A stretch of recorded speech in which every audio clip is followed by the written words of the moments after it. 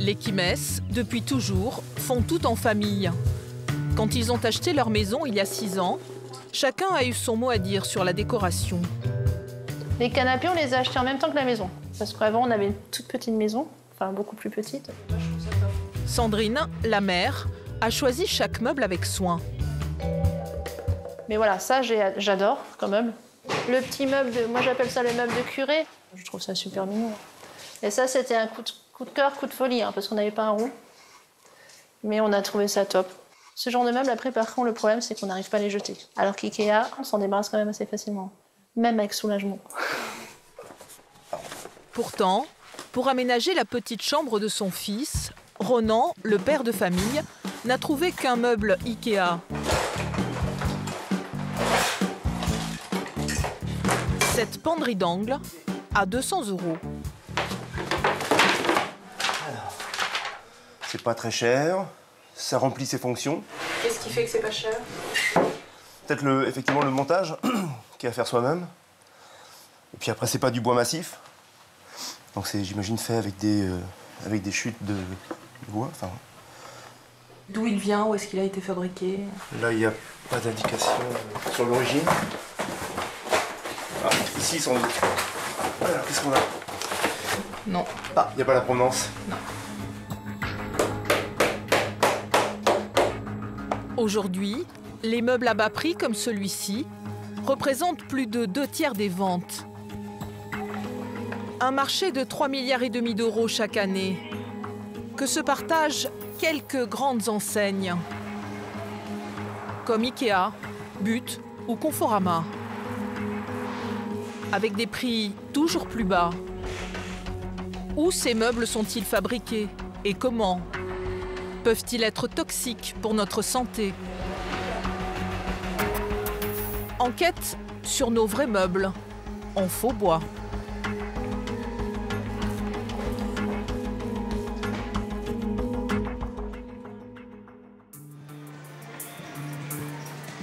Nous avons voulu comprendre comment sont fabriqués les meubles low cost. Nous sommes allés dans l'une des plus grandes enseignes françaises. Aujourd'hui, les prix sont bradés. Au fond du magasin, une commode attire notre attention. 263 € avec 25% de rabais. C'est l'une des plus chères. Est-ce synonyme de qualité? C'est ce que nous allons vérifier auprès d'un spécialiste du bois.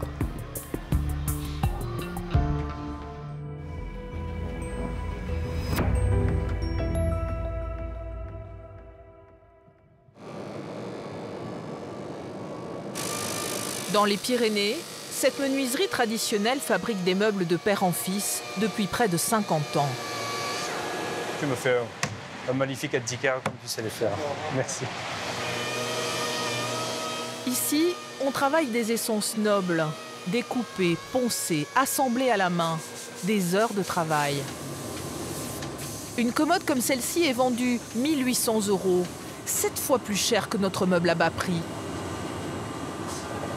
Nous avons demandé à Sébastien Siguet, le patron, de monter la commode que nous venons d'acheter afin de nous livrer son expertise.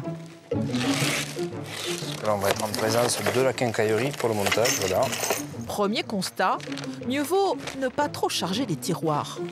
Ça, c'est une coulisse qui reste assez légère, donc elle ne peut pas recevoir beaucoup de poids. Deuxième constat, il faut faire très attention lors du montage. Et voilà, ce qui devait arriver arriva. J'ai cassé le côté. Ces systèmes ne tiennent pas très bien. Troisième constat. Alors ça, c'est la première fois que je vois ça. Il est préférable de ne pas trop déplacer le meuble. C'est uniquement le décor qui est appliqué dessus, qui sert de charnière à ce niveau-là, vous voyez. Donc ça, réellement, vous le montez qu'une fois. Ça permet des économies. Ah ben clairement, oui, oui, oui. 263 € pour une commode qu'on ne peut ni déplacer ni trop charger, n'est-ce pas un peu cher? Pour Sébastien Siguet, le fabricant a cherché à gagner de l'argent sur chaque partie du meuble. Bilan, absence de carcasse de meubles avec des pièces massives. Donc voilà, c'est tout est sur panneau, tout est calibré, les épaisseurs sont identiques partout, donc il y a un gain sur l'achat de la matière. Pour arriver à faire de telles économies, il a fallu optimiser les coûts. On l'ignore, mais en général, les pièces qui composent un meuble bon marché comme celui-ci sont fabriquées à l'étranger et toutes dans un pays différent. Les charnières viennent souvent d'Allemagne, les poignées d'Italie. Les pieds en plastique sont importés de Chine. Quant aux pièces de menuiserie, elles sont de plus en plus souvent usinées en Europe de l'Est, en particulier en Pologne. En 20 ans, le pays est devenu le 3e exportateur mondial de meubles. Nous avons voulu savoir pourquoi.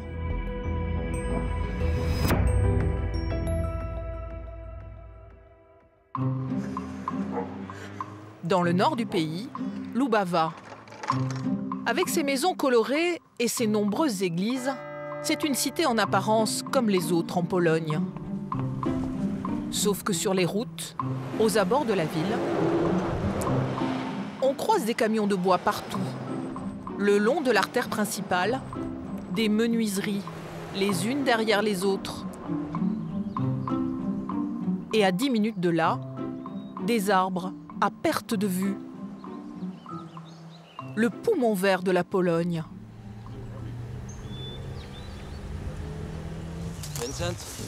Bonjour. Nous avons rendez-vous avec Iwan Zwalewski, le garde forestier du secteur.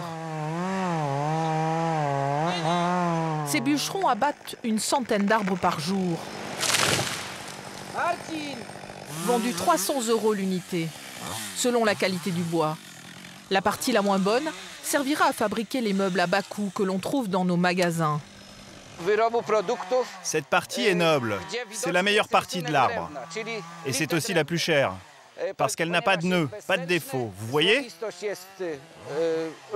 Elle va être vendue à des usines qui font des planches pour fabriquer des meubles en bois. L'autre partie, elle va servir pour des meubles vendus moins cher. L'industrie du bois ne s'est jamais aussi bien portée en Pologne. Le premier employeur de Lubava, c'est Ikea. Avec ses sous-traitants, le géant suédois fait vivre toute la région. Le taux de chômage n'est que de 5%, quasiment le plein emploi. Sur les 20 000 habitants de cette petite ville, 6 000 travaillent dans le secteur du bois. Ici, tout le monde travaille dans le meuble. Et vous ? Moi aussi, dans les meubles chez Ikea. Je travaille chez les meubles Zinaka. À la production ? Oui, à la production. Mon mari travaille chez Ikea. Certains disent que ce sont des camps de travail. Il y a les 3-8, il faut beaucoup travailler. Quel est votre salaire mensuel ? Ah, je n'ai pas le droit de le dire. On vous l'interdit ?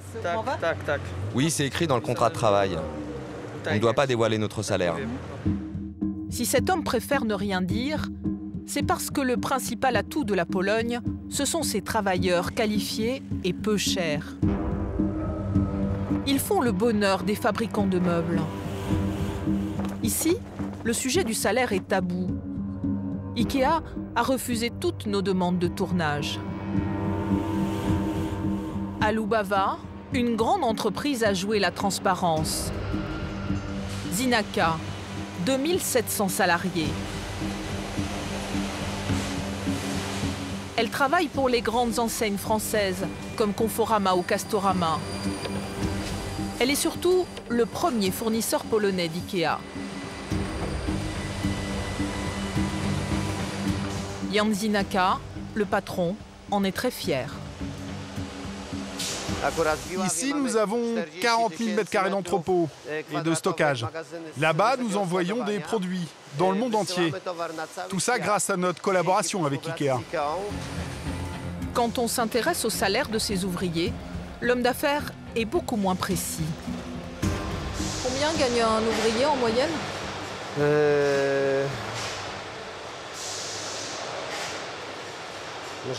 Attendez, il faut que je réfléchisse.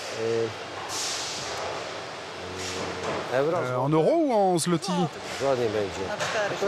Chez nous, en moyenne, un salaire brut, c'est 2800 zloty. 2800 zloty, c'est-à-dire environ 700 €. Un salaire correct pour la Pologne, mais beaucoup moins élevé que dans les pays d'Europe de l'Ouest. Ici, les ouvriers font les 3-8. L'usine ne s'arrête jamais. Ikea représente 50% de son chiffre d'affaires. Cela fait 20 ans que l'entreprise travaille pour le géant suédois et la demande est toujours la même, faire mieux pour moins cher. C'est ce que le patron nous avoue sans savoir que notre caméra tourne encore. Ikea, c'est un bon client ou c'est un client dur? Il est bon et il est dur. Il est bon parce que cela représente des millions de produits que nous envoyons dans le monde. Il est dur parce que sur le marché, il n'y a que les durs qui réussissent. Mais nous aussi, nous sommes durs. Et Ikea vous demande de baisser les prix chaque année, non? C'est leur politique. Ils veulent aller dans le sens du client. Il arrive qu'un modèle ne se vende plus parce qu'il est trop cher. À ce moment-là, on crée un produit similaire, mais avec un autre prix, plus bas. On trouve toujours des solutions. Les secrets de fabrication des meubles à bas coût, ce sont donc des sous-traitants qui s'adaptent aux exigences du client et de petits salaires. Ce qui permet de casser encore plus les prix, c'est la matière première qui compose nos armoires ou nos canapés.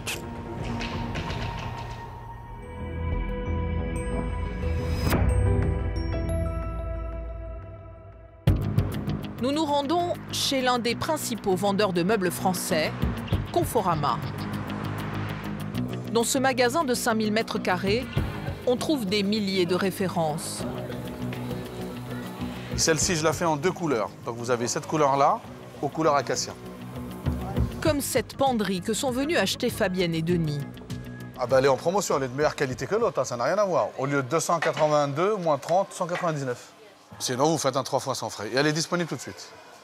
Avec 3 500 € de salaire à deux, Fabienne et Denis font attention à tout.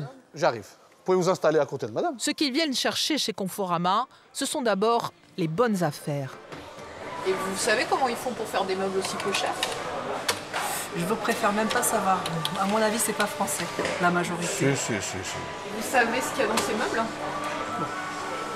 Vous savez comment ce qui m'intéresse, non. Ce qui m'intéresse, c'est la qualité et ce que je veux.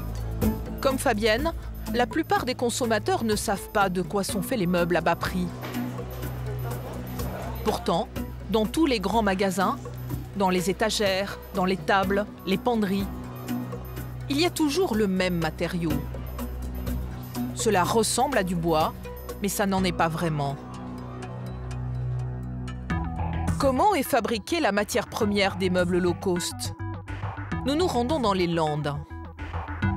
Nous sommes attendus chez Heger, numéro 1 européen du secteur. De loin, on dirait une usine chimique. Mais à y regarder de plus près, il s'agit bien d'une menuiserie. À perte de vue, du bois, ou plutôt des résidus de bois. Comme nous l'explique le directeur d'exploitation, Philippe Cotte. D'ici, on voit très bien les différents types de bois que l'on utilise. Le stockage de rondins qui est au bout, l'assure, donc les produits connexes de scierie qui sont juste devant, et les déchets de bois de recyclage.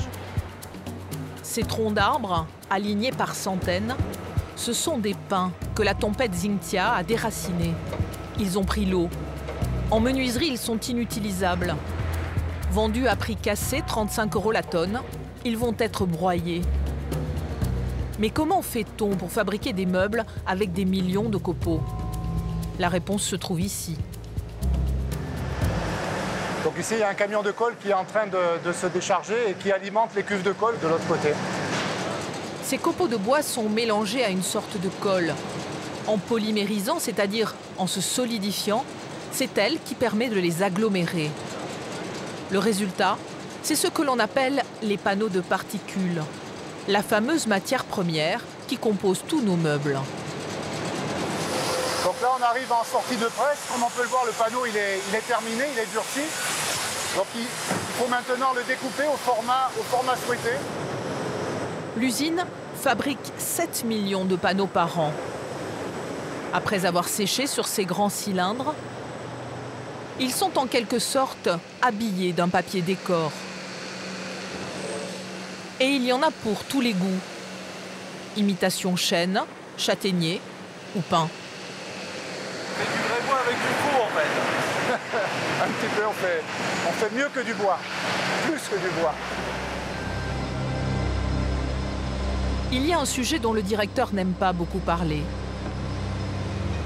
Un peu plus tôt, au moment de la fabrication, nous nous sommes aperçus qu'une sorte de vapeur se dégageait des panneaux. Nous posons la question. Toutes les gaz évaporés lors de la polymérisation du panneau sont captés et aspirés et traités avant le rejet dans le milieu naturel. La polymérisation de la colle, ça crée des gaz? Ça crée des composés organiques volatiles. Ces composés organiques volatiles sont très connus des professionnels. Il s'agit du formaldéhyde. C'est un dérivé du formol.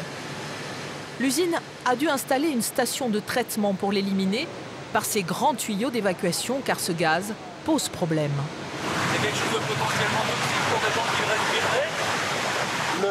Le formol est un produit toxique, oui. Et c'est pour ça qu'on installe une station de traitement avant de le rejeter dans le milieu naturel. Le directeur est agacé par nos questions et nous le fait savoir.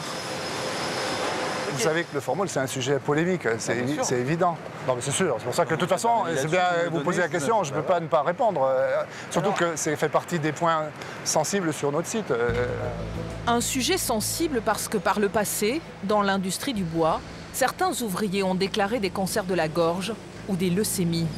En 2004, le Centre international de recherche contre le cancer a classé le formaldéhyde cancérogène pour l'homme dans l'industrie du bois.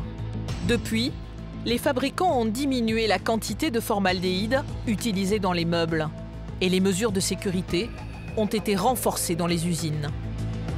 On a des contrôles réguliers qui sont faits tous les ans et on a des seuils limites bien sûr à respecter de manière à ce que les gens ne soient pas exposés au formol.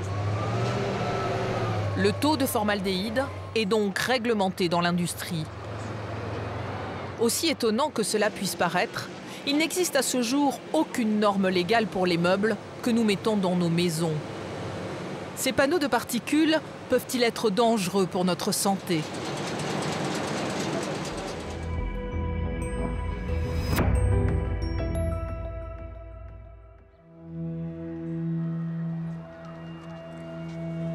À Paris, Paolo Bruno dirige l'un des laboratoires spécialisés dans la pollution de l'air intérieur. Il connaît bien le formaldéhyde. Il sait qu'en très petite quantité, il y en a partout, dans la fumée de cigarettes, dans le vernis à ongles, mais aussi dans les cosmétiques et les détergents. On sait bien que le formol est utilisé comme désinfectant. Un désinfectant attaque les bactéries, les microbes en fait, détruit les microbes. Donc au même titre, le formaldéhyde gaz attaque l'appareil respiratoire de l'homme. Voilà. Nous avons demandé à Paolo Bruno de mener pour nous une expérience. Mesurer la quantité de formaldéhyde contenue dans 3 meubles, vendus dans les enseignes les plus connues en France, Ikea et Conforama.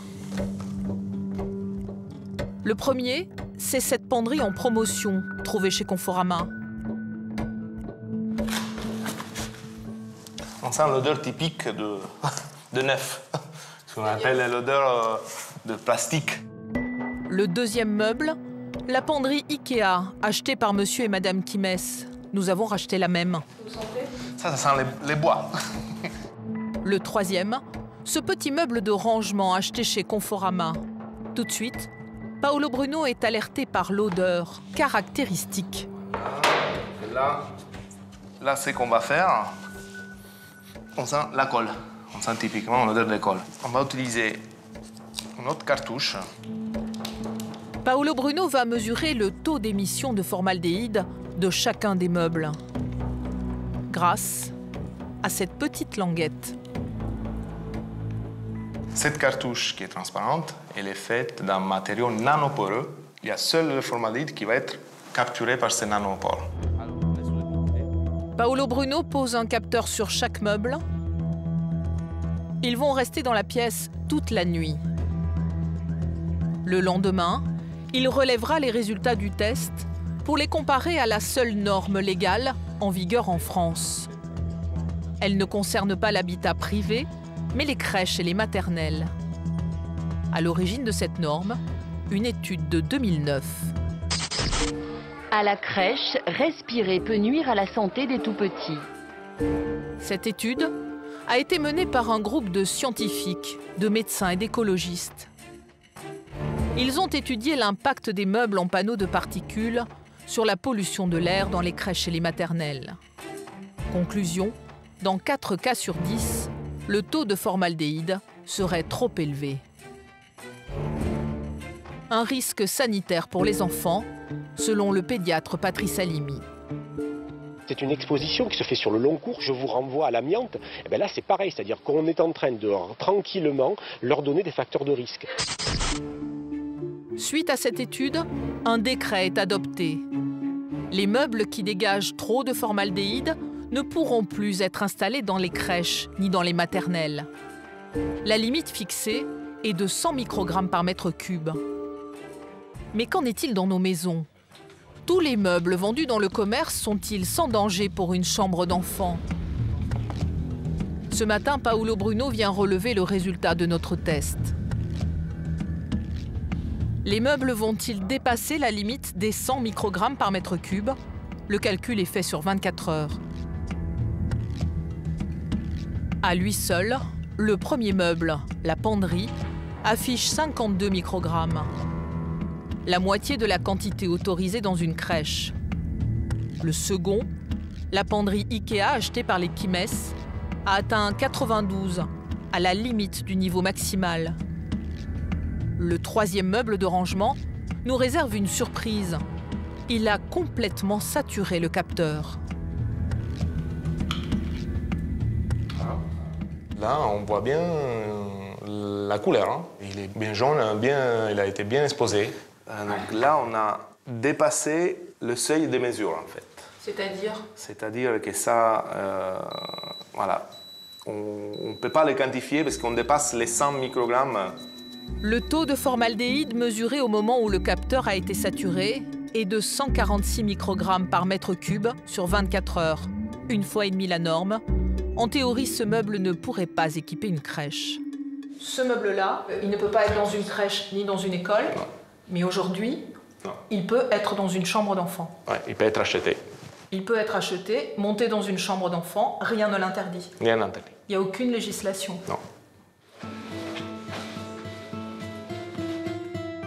Quelles sont les conséquences pour la santé de nos enfants ?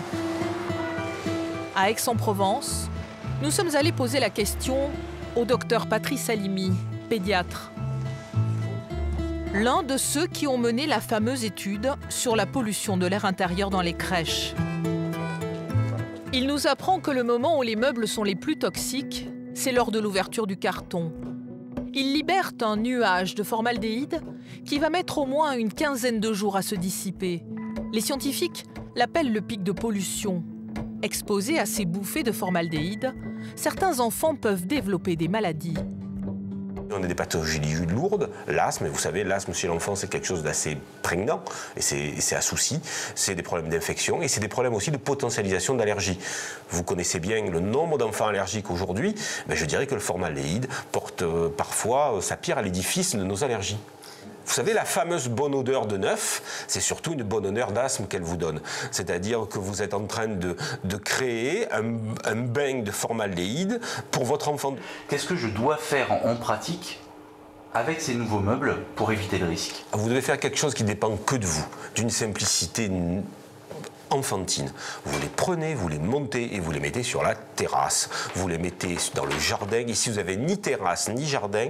Dans une pièce que vous condamnez un peu, vous fermez la porte, vous ouvrez les fenêtres et pendant 10, 15, 20 jours, vous leur faites subir un sas, je dirais, de décontamination au formaldéhyde. Ces conseils sont-ils donnés aux acheteurs ? C'est ce que nous avons voulu vérifier. Chez Conforama, nous retrouvons Fabienne et son mari. En moins de 20 minutes, ils ont déjà acheté 4 articles. Vous voulez un autre meuble? Dont ce petit meuble de rangement. Le modèle justement que nous avions testé avec Paolo Bruno. Celui qui avait saturé le capteur. Paolo Bruno nous avait assuré qu'il n'aurait pas sa place dans une crèche. L'aurait-il dans une chambre d'enfant? Le vendeur est catégorique. Aucun problème, chambre d'enfant, au niveau du couloir. Voilà. Ils ne sont pas nocifs, ces meubles. Non, justement, on a parlé de la colle. Maintenant, la colle, il y a une charte là-dessus, hein, au niveau de la colle, des solvants, etc. Et Conforama, Seattle, justement, il est adhérent. Un organisme qui préserve justement la nature, etc. C'est un vaste débat, hein, c'est très très grand. On n'a pas le temps là de s'étaler dessus. Le vendeur n'est pas très à l'aise. À aucun moment, il n'aura conseillé aux acheteurs d'aérer la chambre au moment du montage du meuble. Vous avez des conseils particuliers quand vous l'avez acheté? On vous a dit par rapport à la qualité de l'autre, oui, voilà. Par rapport à celui qu'on avait vu. Mais c'est vrai. On vous a dit qu'il fallait faire attention à quelque chose? Non, pas spécialement. Bon, après, il ne faut pas être brusque, c'est comme dans tous les meubles. Hein. Voilà. Mais celui-là, il va aller dans une chambre de 2 garçons. Et hormis ça, qu'est-ce qu'il vous fallait d'autre? Pas de conseils au moment de la vente. Y en a-t-il sur la notice de montage? Nous avons vérifié. Sur ce document, il est recommandé de ne pas utiliser de détergent pour nettoyer le meuble, de ne pas le construire sur un plan incliné, de ne pas poser d'objets trop lourds, de ne pas verser de liquide. En revanche, à aucun moment, il n'est recommandé d'aérer la pièce pendant le montage. Pourquoi Conforama ne donne-t-il pas ce conseil à ses clients? Au siège de l'enseigne, nous avons rendez-vous avec le directeur qualité, Christian Demerschmann. Il n'y a aucun conseil, jamais? Non, il n'y a pas de conseil, parce que, encore une fois, on considère qu'on est dans des valeurs tellement faibles que... Selon lui, les constructeurs ont fait des efforts. Les panneaux qu'ils fabriquent aujourd'hui contiennent 2 fois moins de formaldéhyde qu'il y a 10 ans. Et on a une saturation du capteur pour cette petite lingère. Nous lui montrons alors les résultats de notre test et il admet que sur le formaldéhyde, il y a encore des efforts à faire. C'est quand même une substance préoccupante, donc on s'en préoccupe, je dirais. C'est préoccupant, vous êtes d'accord? C'est une substance préoccupante quand elle est à des taux très élevés. La précaution qu'on peut donner, c'est en effet d'aérer le produit au démarrage. Ce meuble-là, dans une crèche ou dans une école, il ne peut pas rester. Aujourd'hui, il peut meubler une chambre d'enfant sans problème. Oui. Ma question, c'est est-ce que c'est normal? Mais c'est normal, oui, c'est normal, puisqu'on... Ça ne vous pose pas de problème? Non, mais Conforama vend des produits domestiques, alors qu'une crèche, on se parle d'enfants qui restent dans la crèche 8 heures par jour. Donc, un enfant qui a un meuble là dans sa chambre, il va dormir 8 heures ou 10 heures par nuit. Est-ce qu'il ne faudrait pas qu'il soit aussi interdit dans les chambres d'enfants? Encore une fois, il n'y a pas de réglementation en vigueur là-dessus, mais pour moi, il n'y a pas de... Il n'y a pas de réglementation, on est d'accord? Non, il n'y a pas de réglementation. Ikea, comme Conforama, affirme que la quantité de formaldéhyde dans les meubles n'est pas trop importante. En l'absence de réglementation, les autorités sanitaires françaises ont tout de même décidé d'informer le consommateur. Elles vont imposer un étiquetage des meubles en fonction de leur toxicité, mais il ne sera pas mis en place avant 2020.